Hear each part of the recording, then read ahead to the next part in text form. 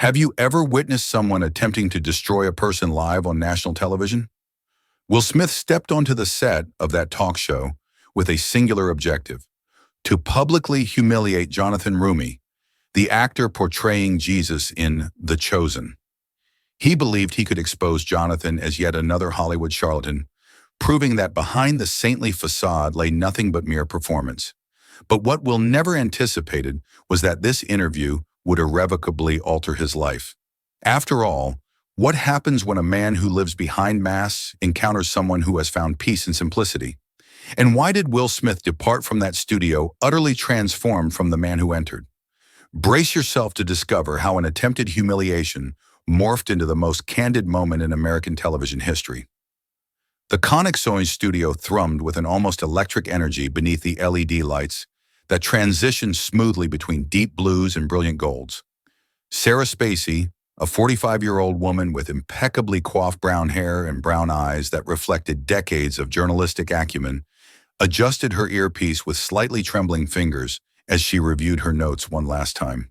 She wore a navy blue blazer that perfectly complemented the studio's modern aesthetic, where tempered glass panels cast kaleidoscopic reflections that danced across the walls.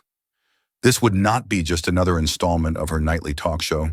It would be an encounter that could redefine careers and unearth truths Hollywood preferred to keep buried. Sarah took a deep breath, feeling the weight of responsibility on her shoulders as she observed the frenzied activity of the production team around her. 30 seconds, Sarah. We're live nationwide, whispered Marcus, the floor manager, a black man of medium build with a naturally deep voice who had coordinated the production for over 15 years. Everything is set for what might unfold tonight, Sarah murmured to herself, knowing this interview could take an entirely unpredictable turn. The first guest made his triumphant entrance onto the stage with all the theatrical flair that had made him globally renowned.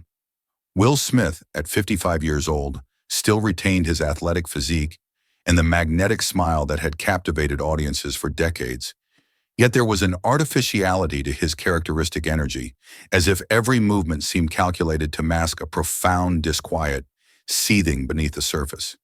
His dark eyes, once luminous with genuine confidence, now bore the shadows of recent controversies that had tarnished his reputation, and the smile he offered the enthusiastic audience seemed to demand a conscious effort. Dressed in an impeccably tailored charcoal suit and a white shirt that highlighted his complexion, he waved robustly to the audience, greeted Sarah with a warm yet brief embrace, and positioned himself beside his cream leather armchair, awaiting the second guest's entrance with a posture that vacillated between confidence and apprehension. Tonight is about truths that need to be spoken, Will declared to Sarah, his voice imbued with a resolve that could not fully mask an underlying tremor of uncertainty. The contrast could not have been more striking when Jonathan Roumie emerged from the side curtains with a profoundly distinct presence. At 51 years of age, the actor who had captivated the world portraying Jesus Christ in The Chosen walked with measured steps and a natural serenity that seemed to emanate from his very core. His wavy gray hair framed a face etched with lines of expression that bespoke genuine smiles and heartfelt tears, while his well-groomed beard lent him a timeless dignity. Clad in nothing more than a dark gray wool sweater and faded jeans, devoid of any ostentation or adornment, save for a small wooden cross that hung discreetly from his neck, Jonathan exuded the tranquility of someone who had found inner peace after protracted personal battles.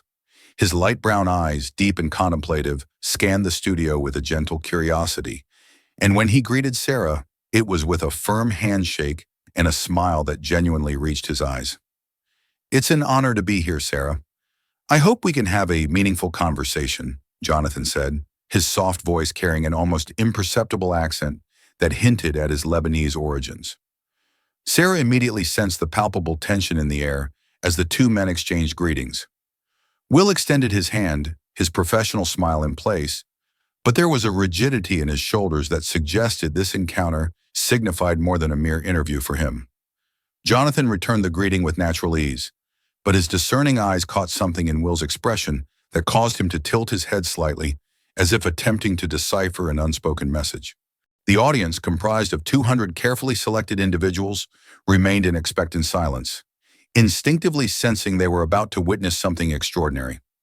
Cameras strategically positioned around the studio captured every micro-expression, every nuanced movement, while the production team remained on high alert backstage. "Gentlemen, welcome to your armchairs. This evening promises to be special," Sarah announced, gesturing elegantly toward the two armchairs positioned at an angle that facilitated both intimacy and mutual observation. As the main lights flared on and the program's theme music swelled, Sarah assumed her central position on stage with the poise of a seasoned veteran who had utterly mastered her domain. Her voice, honed by years of live broadcasts, sliced through the air with crystalline clarity as she gazed directly into the main camera, forging an instant connection with millions of viewers nationwide. The studio transformed into a microcosm of anticipation, where every breath seemed amplified and each movement acquired dramatic significance. The sapphire and gold lights continued their hypnotic dance across the polished surfaces, crafting an atmosphere that oscillated between the celestial and the cinematic, perfectly suited for what was about to unfold. "Good evening, ladies and gentlemen, and welcome to a very special edition of Connections," Sarah began, her voice radiating the authority accrued over decades of interviewing presidents, artists, and controversial figures. The host moved gracefully across the stage, her heels producing a rhythmic cadence against the polished floor as she contextualized the historical gravitas of the moment. She elucidated how both guests represented distinct facets of American entertainment. One, the global luminary who had captivated generations with his charisma and versatility, but who had recently confronted the most formidable challenges of his career. The other, an actor who had discovered profound purpose and global acclaim by embodying the most influential character in human history. Sarah understood that the synergy between these two men held the potential to yield genuinely transformative television. But she was also acutely aware of the inherent risks of placing such disparate personalities under the intense glare of a live national broadcast. "Tonight, we will not have rehearsed scripts or superficial inquiries. We will have real conversations between real people," Sarah declared, setting the precise tone for what was to follow. Will settled into his armchair with movements that appeared effortless, yet betrayed a coiled energy, like an elegant predator preparing for the hunt. His fingers drummed almost imperceptibly on the armrest as he offered a genial smile to the audience, waved casually, and evinced the complete composure of someone accustomed to commanding any environment. However, his gaze remained fixed on Jonathan with an intensity that transcended mere professional curiosity, as if he were studying an enigma that demanded unraveling. Will's body language exuded confidence, yet a subtle tension in his jaw and a slightly quickened pace to his breathing hinted that this would be no ordinary interview for him. "Jonathan, I must confess, I'm genuinely intrigued by how our conversation will unfold," Will remarked, his seemingly casual tone masking a profounder intent. Jonathan, for his part, adopted an entirely different posture in his armchair. He sat upright, yet relaxed, his hands resting naturally in his lap, exuding a tranquility that seemed to emanate from an unshakable inner core. His eyes, clear and penetrating, moved calmly between Will and Sarah, observing without judgment, listening not just to the words but also to the silences and the unspoken nuances. There was no haste in his movements, nor anxiety in his expression. Jonathan seemed entirely present in the moment, as if this were precisely where he was meant to be, regardless of what might emerge from the conversation. "As do I, Will. Sometimes the most significant conversations are those we don't plan," Jonathan replied, his voice maintaining the same serene tone that characterized his presence. Sarah observed the dynamic between her guest with the trained eye of an experienced journalist, immediately recognizing the subterranean currents in this interaction that promised to surface in unforeseen ways. She decided to begin with an ostensibly safe approach, yet one that would allow both men to establish their distinctive personalities before the national audience.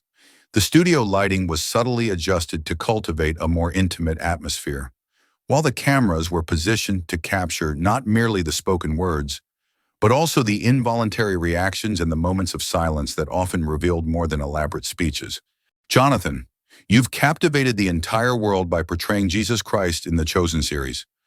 What is it like to bear the weight of bringing to life the most influential character in human history? Sarah commenced, her question carefully constructed to allow room for both reflection and potential challenge. Jonathan leaned slightly forward, his eyes acquiring a contemplative intensity as he pondered the question with the gravity it warranted. He remained silent for a few seconds, not out of hesitation, but out of reverence for the magnitude of the inquiry. And when he finally spoke, his voice carried a genuine humility that contrasted dramatically with Hollywood's typical grandiosity. His words emerged measured and heartfelt, each syllable laden with meaning and lived experience, while Will observed with an attention that transcended professional curiosity and entered the territory of personal inquiry. Sarah, I truly don't feel I carry a burden. I feel I carry a responsibility, and there's a fundamental difference between those two things. Jonathan replied, his words echoing with a quiet conviction that completely silenced the audience. The silence that followed Jonathan's response regarding responsibility versus burden reverberated through the studio like an invisible wave that enveloped every person present. Will Smith leaned sharply forward in his armchair, his dark eyes narrowing as he scrutinized Jonathan's serene face with an intensity that seemed to raise the ambient temperature by several degrees. The audience remained suspended in anticipation, instinctively sensing they were witnessing the precise moment when two diametrically opposed philosophies of life were about to irrevocably collide. Sarah observed the exchange of gazes between her guests with the keen discernment of a seasoned professional who recognized when an interview was poised to transcend the confines of entertainment and venture into genuinely perilous territory. The cameras captured every micro-expression, every involuntary movement, as Will adjusted his posture and prepared to launch the first real offensive. Jonathan, that distinction you draw sounds rather philosophical for someone working in Hollywood. Do you truly believe that portraying the Son of God entails no pressure? Will's question cut through the air like a razor-sharp blade, laden with a subtle aggression that caused Sarah to furrow her brow slightly. Jonathan maintained his serene expression, but something in his eyes suggested he had perfectly discerned the challenging undertone behind the seemingly innocuous words. Will pressed on, not waiting for a reply, his voice escalating in volume and quickening its cadence, which betrayed the mounting agitation beneath his controlled facade. He gestured with his hands as he spoke, movements that initially appeared natural but gradually grew more emphatic, almost theatrical, as if performing for an audience he could no longer readily impress.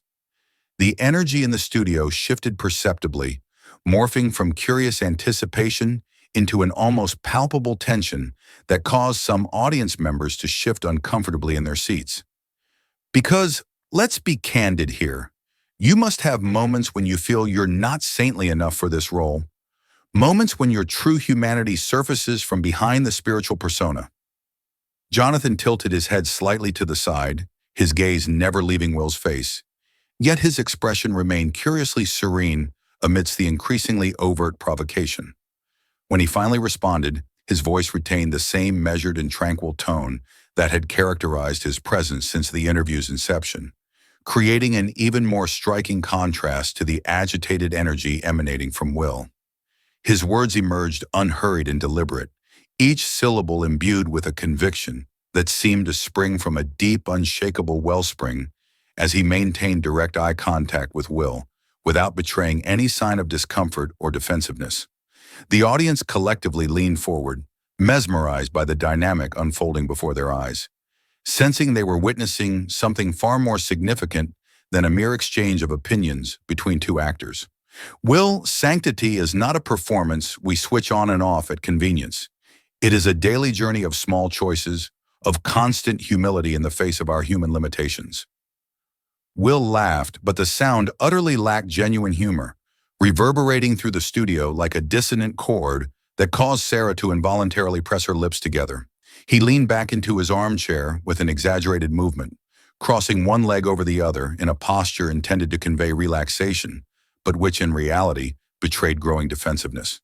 His eyes quickly scanned the audience as if seeking support or complicity in his apparent disbelief, before returning to Jonathan with an intensity that had shed all pretense of cordiality.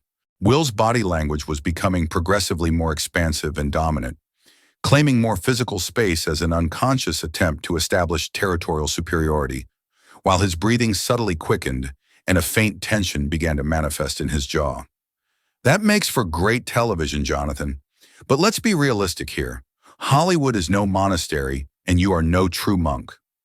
Sarah sensed the moment had arrived to intervene before the situation spiraled irrevocably out of control. She leaned forward in her chair, hands clasped over her notes, as her voice adopted the authoritative tone she had cultivated over decades of mediating difficult conversations between volatile personalities. Her eyes darted between Will and Jonathan, appraising their expressions and mentally calculating the optimal way to redirect the burgeoning energy without sacrificing the authenticity of the unfolding moment.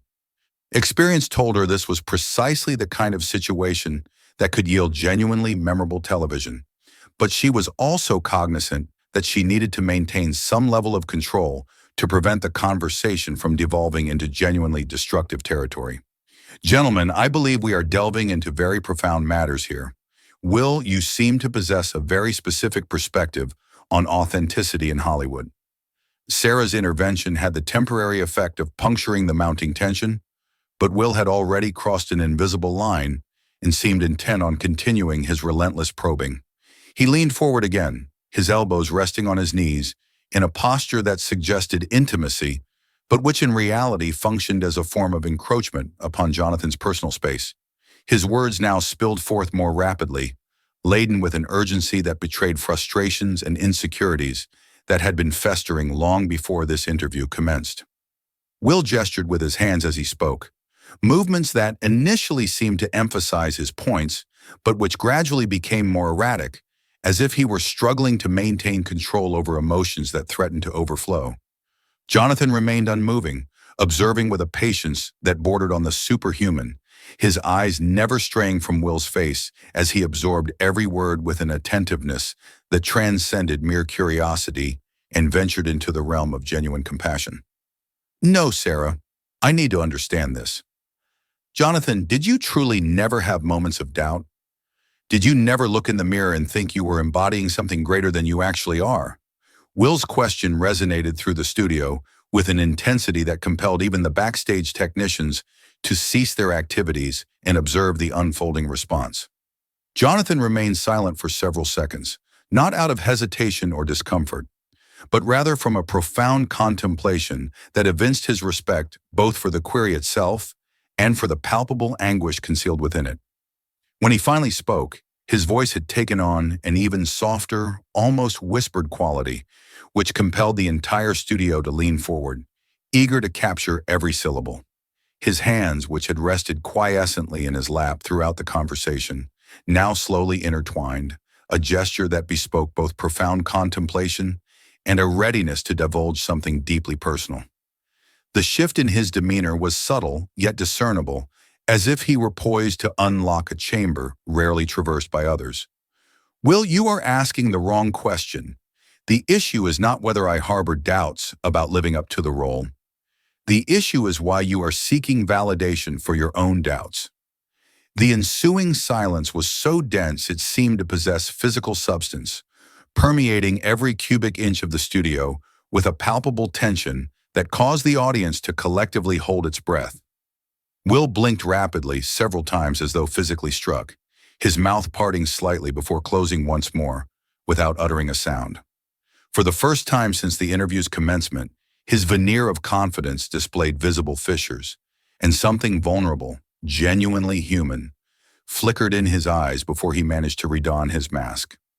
Sarah watched, captivated, recognizing that she had just witnessed the precise juncture at which the conversational dynamic had irreversibly shifted, transmogrifying what had commenced as an interrogation into something far more akin to an involuntary therapeutic session. The cameras captured every nuance of Will's expression, every involuntary tremor that betrayed the impact of Jonathan's words, while Jonathan himself maintained a serene yet watchful demeanor, like a seasoned physician monitoring a patient's response to a challenging yet necessary diagnosis. I'm not seeking validation. I'm trying to understand how you manage to maintain this facade of spiritual perfection when we all know no one is truly like that. Sarah realized the opportune moment had arrived to call for a commercial break before the situation became emotionally untenable for anyone involved. She gave a discreet signal to Marcus, who immediately initiated the necessary protocols to temporarily halt the live broadcast. The decision was made both out of consideration for her guests and from a professional acumen that both men needed a few minutes to process the intensity of the preceding exchange. Will was palpably distressed, his breathing slightly erratic as his hands trembled almost imperceptibly, and even Jonathan, despite maintaining his outward composure, appeared to be internally processing the profound anguish he had just witnessed. The audience remained in reverent silence, intuitively grasping that they had witnessed something genuinely significant that transcended the usual confines of television entertainment. We'll take a 4-minute commercial break. Gentlemen, feel free to stretch your legs and grab some water backstage.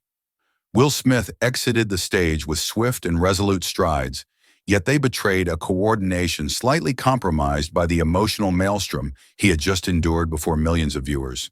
His shoulders were tense, hunched like those of a boxer who had just absorbed an unexpected blow, and his hands repeatedly clenched and unclenched at his sides, as if attempting to dissipate a nervous energy that found no suitable outlet.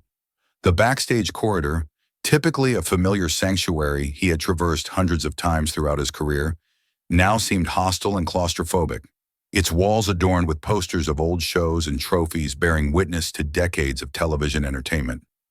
Jonathan trailed a few paces behind, his measured and deliberate steps standing in stark contrast to Will's frenetic energy, maintaining a respectful yet vigilant distance, much like a seasoned shepherd observing a wounded animal that might react unpredictably if rushed.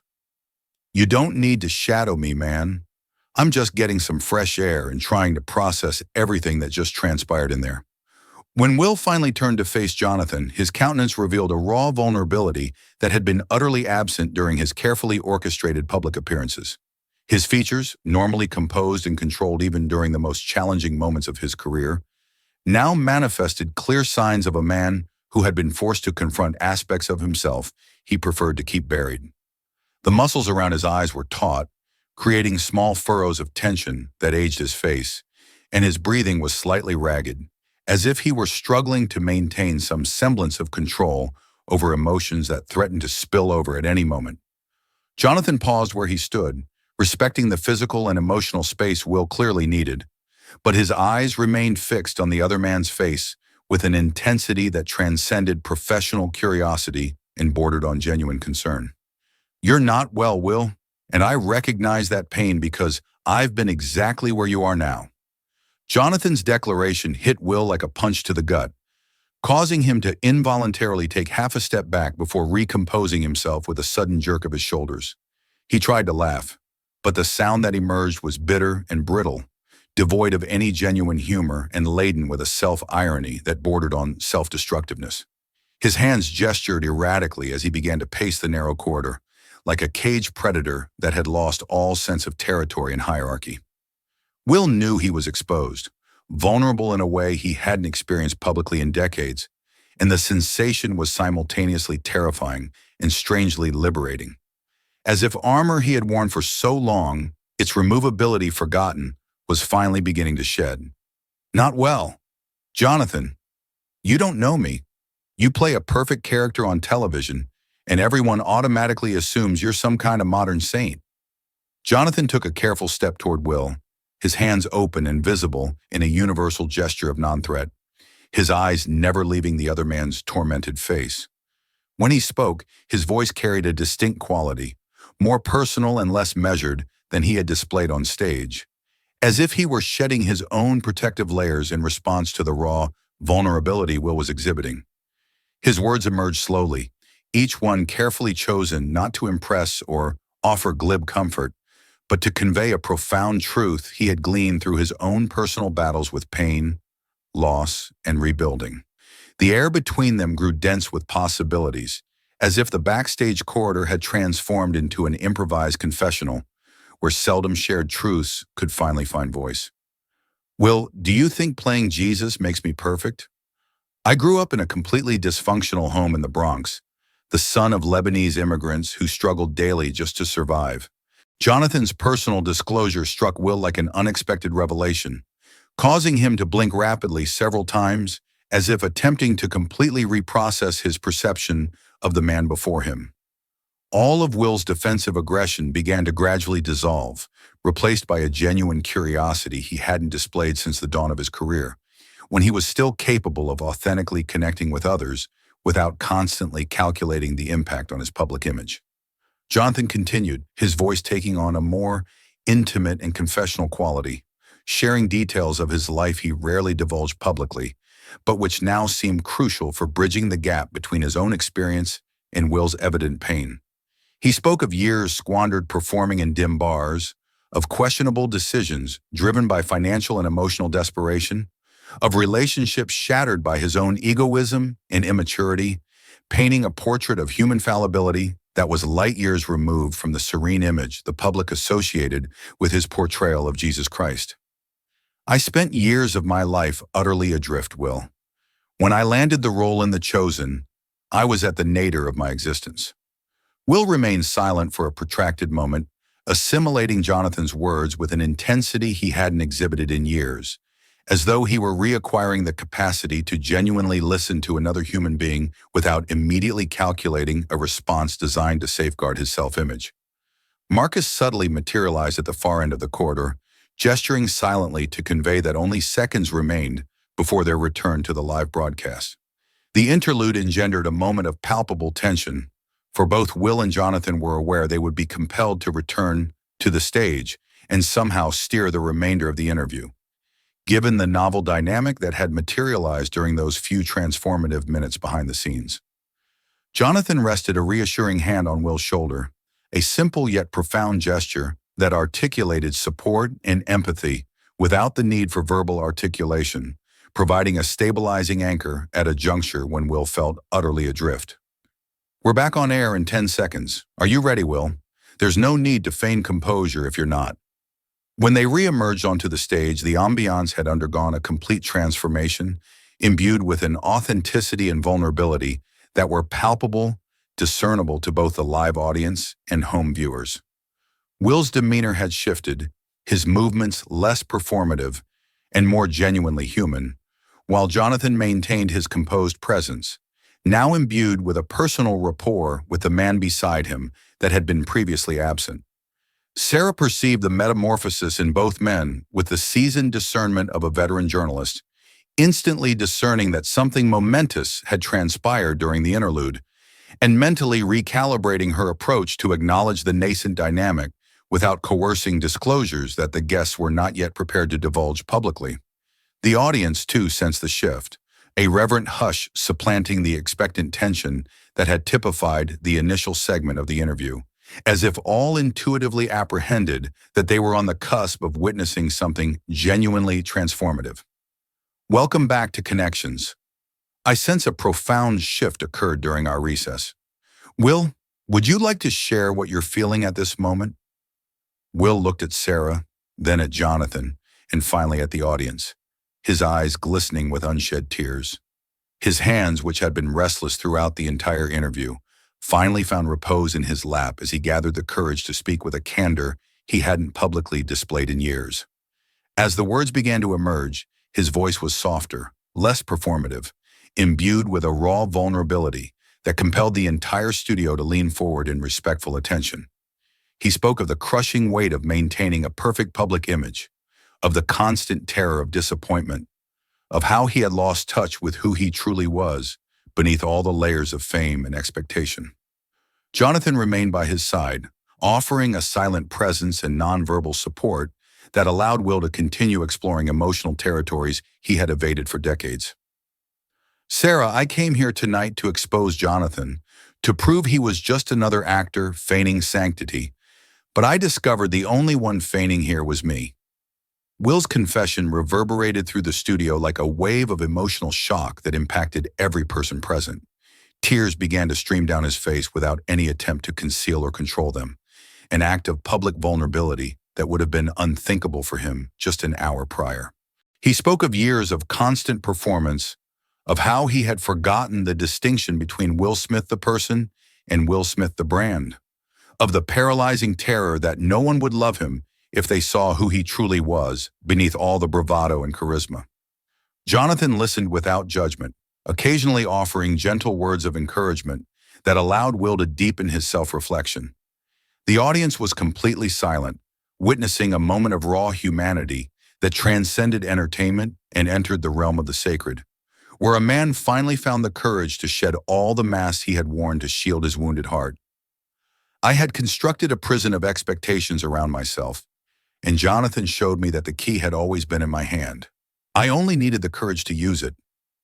Sarah, with tears in her own eyes, drew a deep breath before asking her final question, feeling the weighty responsibility of appropriately concluding such an extraordinary moment.